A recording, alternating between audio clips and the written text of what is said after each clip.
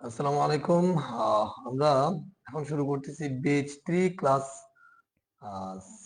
Class হচ্ছে কত 6, base 3 class 6। যারা পেজ থেকে জয়েন করতেছেন বেজ 3 ক্লাস 6 এর, তারা একটু শেয়ার করে দিবেন গ্রুপে। আর যারা অলরেডি জয়েন করেছেন একটু বলবেন ক্লাস দেখতে পাচ্ছেন কিনা আপনারা এবং কথা শোনা যাচ্ছে কিনা। বেজ 3 ক্লাস আমি একটু গ্রুপে শেয়ার করে দিচ্ছি, ক্লাস 6।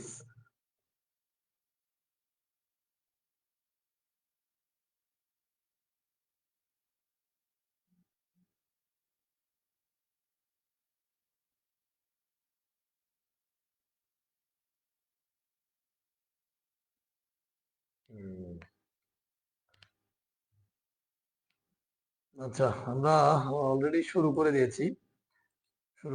আমরা বেস 3 তে আছি। বেস 3 তে আমি দেখতে পাচ্ছি আমরা অলরেডি 5টা ক্লাস করে ফেলেছি।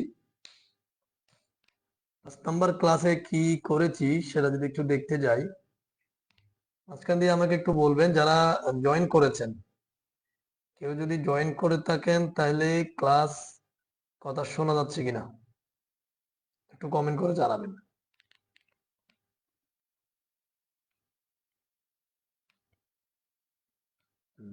আমরা এটা হচ্ছে আমাদের ক্লাস 5 ছিল। আমরা ইমেজ ট্যাগটা বলেছি, অ্যাঙ্কর ট্যাগ নিয়ে আলোচনা করেছি। এরপরে আমাদের অর্ডার লিস্ট নিয়ে আমরা আলোচনা করেছিলাম। আচ্ছা, তাহলে বিশেষ করে আমাদের লিংক এবং অর্ডার লিস্ট আনঅর্ডার লিস্ট এগুলো মনে হয় দ্বিতীয় ক্লাসে আমরা করেছি। আজকে আমি জাস্ট এটা কপি করব, কপি করে আমি একটা ফোল্ডার, ফোল্ডার তো আমাদের প্রয়োজন নাই, ফাইল করব একটা ক্লাস 6 এর, ক্লাস 6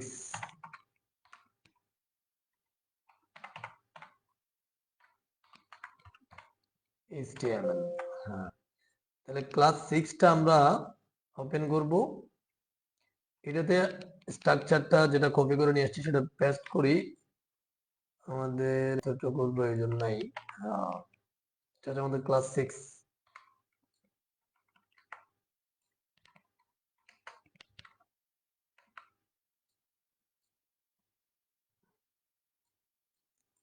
যে ব্রাউজার ওপেন করি এটা খালি। তাহলে আমরা অ্যাঙ্কর ট্যাগ দেখেছি এবং ইমেজ ট্যাগ এবং অর্ডার লিস্ট আনঅর্ডার লিস্ট। আজকে আরো কিছু নতুন ট্যাগ আমরা দেখব।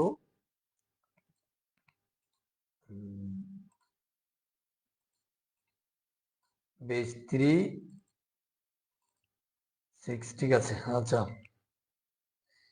আমি দেখতে পাচ্ছি এখানে দুইজন জয়েন করেছেন। যারা জয়েন করেছেন তারা একটু কষ্ট করে বলবেন যে আপনি শুনতে পাচ্ছেন কিনা। আসলে আমরা সবার জন্য বসে থাকার সময়টা নাই আমাদের।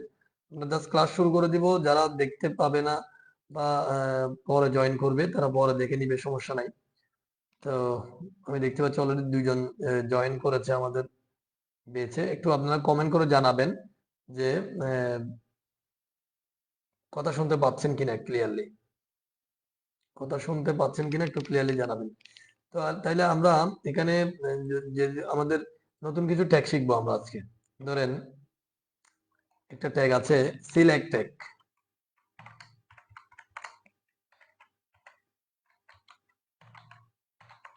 সিলেক্ট সিলেক্ট ট্যাগকে আমরা ক্লোজ করব। সিলেক্ট ট্যাগের ভিতরে একটা ট্যাগ বসে, এটা হচ্ছে অপশন।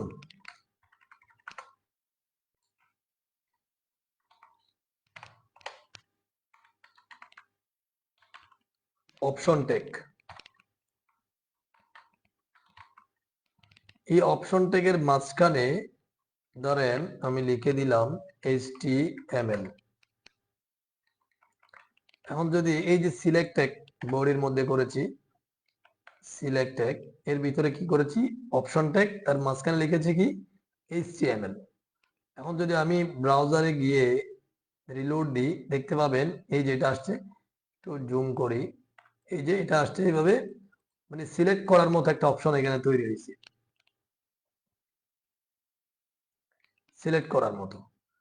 আমি ধরেন এই জায়গায় আরেকটা অপশন ট্যাগ নিব, সিলেক্ট ট্যাগ ঠিক থাকবে। সিলেক্ট ট্যাগের মধ্যে আপনারা যেটা করবেন, মানে একাধিক অপশন ট্যাগ নেবেন। অপশন ট্যাগের মধ্যে কার্সরটা রেখে কন্ট্রোল ডি প্রেস করলে নিচে নামবে। এটাতে ধরেন আমি সিএসএস লিখলাম, এটাতে লিখলাম ধরেন পিএইচপি, এটাতে লিখলাম ধরেন জাভা। এখন এই একটা সিলেক্ট ট্যাগ, এর ভিতরে অপশন ট্যাগ, অপশন ট্যাগ কয়টা? চারটার মধ্যে চারটা লেখা লিখছি, সেভ করলাম। এখন যদি আমি এখানে রিলোড দিই, দেখবেন এই যে এখানে যেখানে সিলেক্ট করার মতো আছে, দেখেন এখানে এইচটিএমএল, সিএসএস, পিএইচপি, জাভা এগুলো চলে আসছে। এখন এগুলো আপনি চাইলে যেটা সিলেক্ট করবেন সেটাতে থেকে যাচ্ছে। ঠিক আছে? এই যে বিভিন্ন জায়গায় আমরা যখন দেখা যায় যে আবেদন করি, ধরেন কোন একটা জব বলেন বা বিভিন্ন ইনস্টিটিউশনে অ্যাপ্লাই বলেন, সেখানে দেখবেন আপনি বিভিন্ন ইনস্টিটিউশনের নামগুলো এভাবে আসতেছে, এই যে সিলেক্ট করে দেওয়া। হ্যাঁ, এভাবে করে তারা লিখে দিয়েছে, সেখান থেকে আপনি কি সিলেক্ট করে দিতে পারতেছেন। হ্যাঁ, এগুলো এইভাবে করে অপশন ট্যাগের ভিতরে লিখে দেয়। এখন অপশন ট্যাগের সাথে একটা অ্যাট্রিবিউট আছে, ভ্যালু নামের একটা অ্যাট্রিবিউট আছে, সেটা আপাতত কাজ নেই, জাস্ট আমরা দিয়ে রাখতে পারি। প্রত্যেকটা অপশন ট্যাগের মধ্যে এই ভ্যালু অ্যাট্রিবিউটটা দিয়ে রাখতে পারেন, সমস্যা নাই। বাট এটার কাজ নেই আপাতত, এই অ্যাট্রিবিউটের কাজ আপাতত আমাদের নাই। এটা হচ্ছে প্রোগ্রামিং এ আপনাদের লাগবে। তাহলে এই এইচটিএমএল, সিএসএস, পিএইচপি, জাভা এগুলো অপশন ট্যাগের মাঝখানে যখন দিয়েছি, সেগুলো আমাদের সিলেক্ট করতে আমরা পারতেছি। এভাবে করে আমরা সিলেক্ট ট্যাগ ইউজ করি। তারপরে ধরেন আজকে একটা নতুন ট্যাগ আপনাদেরকে আলোচনা করি। ধরেন মার্কি ট্যাগ আছে একটা, মার্কি। এই মার্কি ট্যাগটা ক্লোজ করব।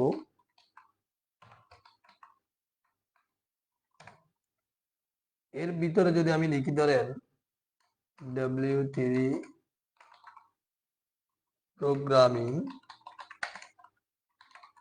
স্কুল বাংলাদেশ,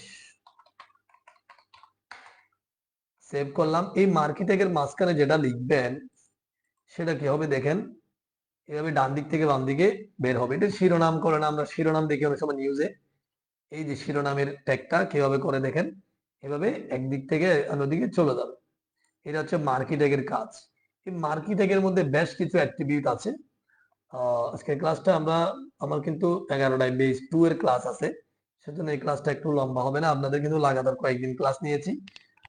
আপনারা অলরেডি ক্লাস 6 এ চলে গেছেন, বেস 2 অলরেডি ক্লাস 5 এ নাকি 6 এ আছে। তো বেস 3 তে আমি ক্লাস বেশ কয়েকটা নিয়েছি অলরেডি 2-3 দিন। আজকে তেমন বেশিক্ষণ লম্বা করব না, এইটা একটা করে আমরা শেষ করে দিব। যারা ক্লাসে আজকে জয়েন হতে পারেন না এখনো, যেহেতু এটা শিডিউলের বাইরে ছিল বেস 3টা, তো পরে দেখে নিবেন, গ্রুপে লিঙ্কটা থাকবে। আচ্ছা, তাইলে এই মার্কেটিংয়ের সাথে কয়েকটা অ্যাট্রিবিউট বসে, যেমন ধরেন ডাইরেকশন। ডাইরেকশন, এই ডাইরেকশন নামের অ্যাট্রিবিউটটা, এই ডাইরেকশন অন্যান্য অ্যাট্রিবিউট গুলো দেখেন লাল হয়, এটা কিন্তু লাল হয় না। মার্কেটিংয়ের কোনো অ্যাট্রিবিউট লাল হবে না দেখবেন, তাও কাজ করবে। এই ডাইরেকশনটা, এটা হচ্ছে বাই ডিফল্ট ডান দিক থেকে বাম দিকে যায়। আপনি যদি বাম দিক থেকে ডান দিকে নিতে যান, তাহলে এটাকে রাইট লিখবেন, লেফটটা অটোমেটিকলি নিয়ে নেয়।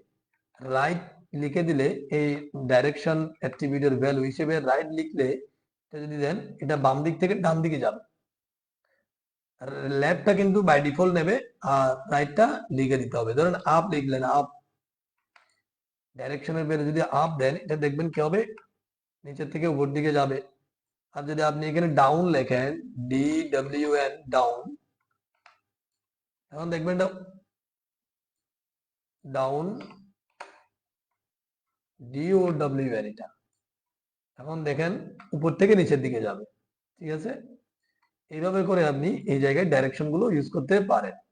এখন যদি আমি এই মার্কেটেককে আরেকটা অ্যাট্রিবিউট আছে, ধরেন এটা থাকুক এভাবে, এভাবে দিলাম এটা।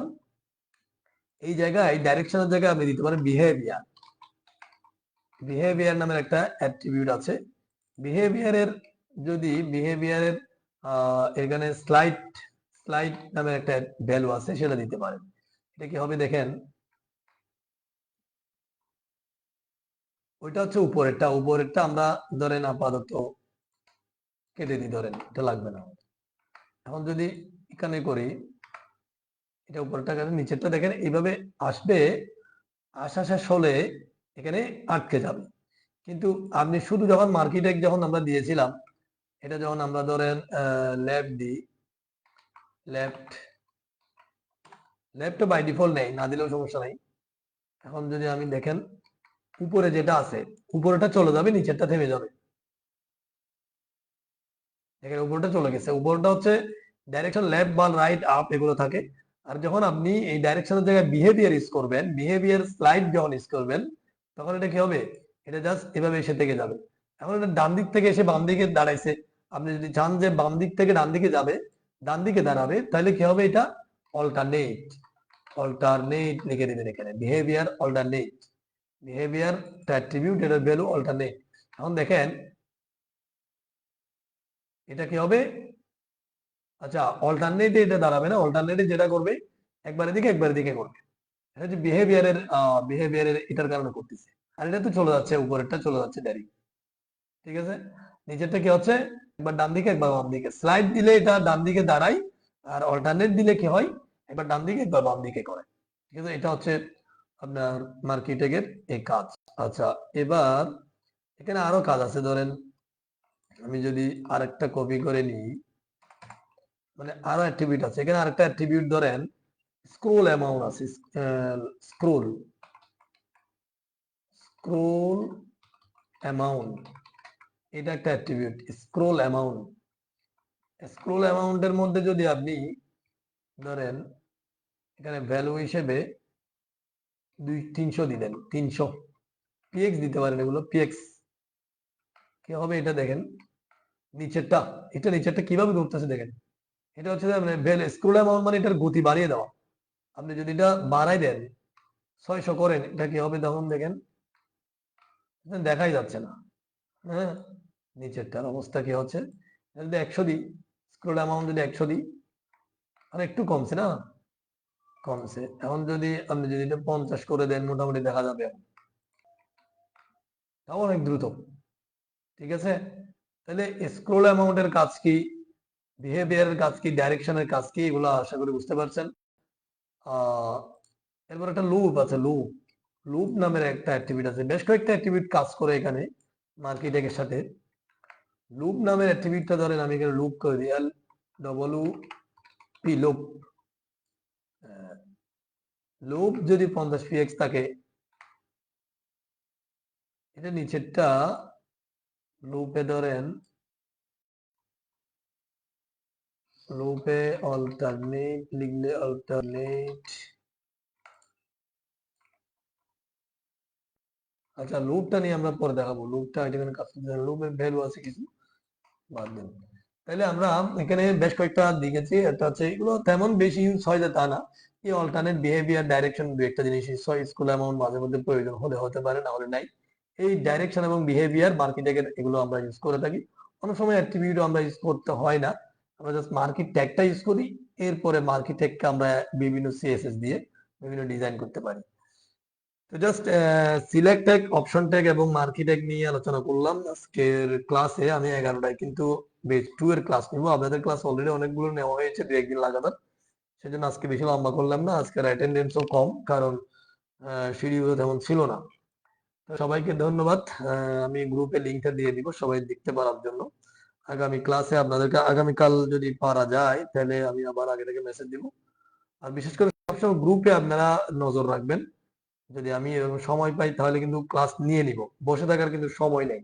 আপনাকে নিজ দায়িত্বে ক্লাসগুলো দেখে প্র্যাকটিসটা করে নিতে হবে। ক্লাস বেচ 1 এর কিছু মানে অলরেডি বেচ 1 কে আমরা ক্লাস 7 এ নিয়ে গেছি। 6টা ক্লাস, 7টা ক্লাস শেষ হয়ে গেছে, মানে এইচটিএমএল শেষ। আমরা কিন্তু আগামী ক্লাস থেকে সিএসএস এ যাব। তো মোটামুটি মজা লাগবে যারা সবগুলো ক্লাস যারা করেছে তাদের। এই জন্য ধৈর্য ধরে একটু করেন, মোটামুটি সিএসএস এ গেলে ভালো লাগবে। উম, এর আগে কিন্তু ডিজাইন গুলো দেখতে পাচ্ছেন না। হ্যাঁ, সিএসএস এ গেলে কিন্তু ডিজাইন গুলো দেখতে পাবেন। এখন শুধু কি দিয়ে কি লিখে, কি দিয়ে কি লিখে এভাবে দেখতে পাচ্ছেন আর কি। সবাইকে ধন্যবাদ। আসসালামু আলাইকুম।